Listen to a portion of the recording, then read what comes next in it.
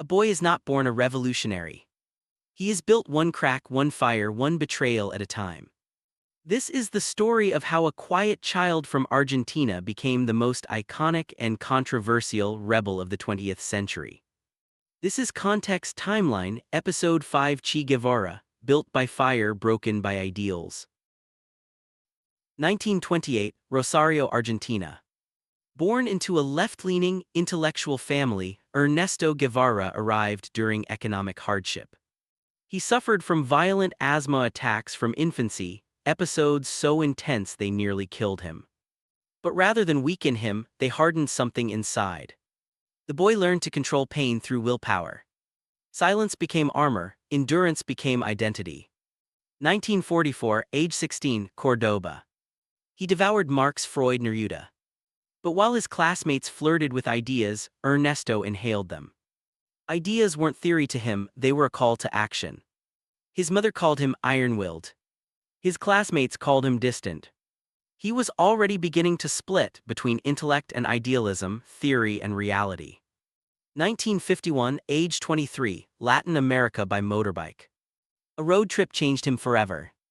With a friend he rode across South America. But it wasn't adventure he found, it was injustice. In Chile he saw starving miners. In Peru lepers discarded like ghosts. In Colombia death squads. In Venezuela oil wealth guarded by rifles. He didn't just witness poverty, he absorbed it. And something snapped. Ernesto Guevara wrote in his journal, "I am not me anymore." 1954, Guatemala, age 26.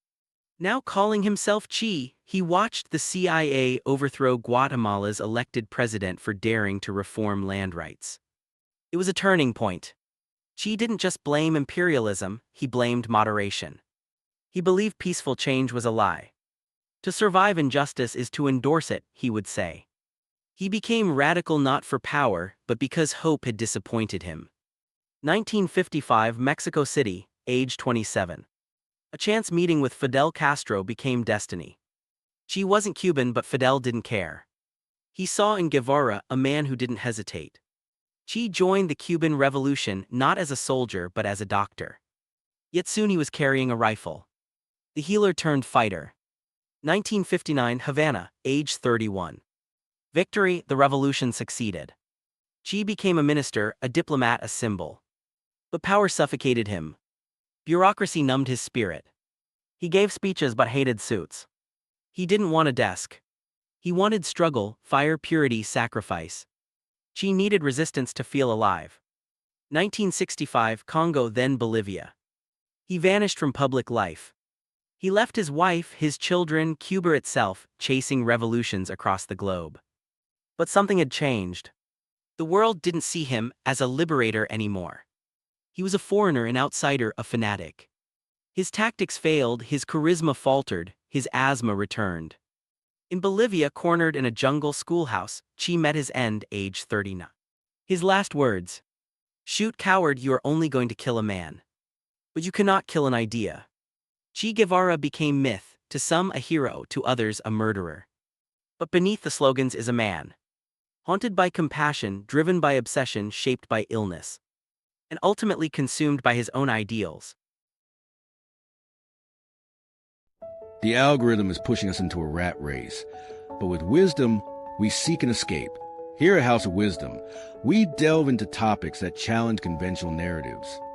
That's why our channel is dedicated to uncovering the true context of history, piecing together fragments to reveal a more accurate and inclusive story. Understanding history is crucial. It shapes our identity, informs our decisions, and helps us learn from past mistakes. By uncovering the true stories of our ancestors, we can better appreciate the diverse tapestry of human experience and build a more informed and empathetic world.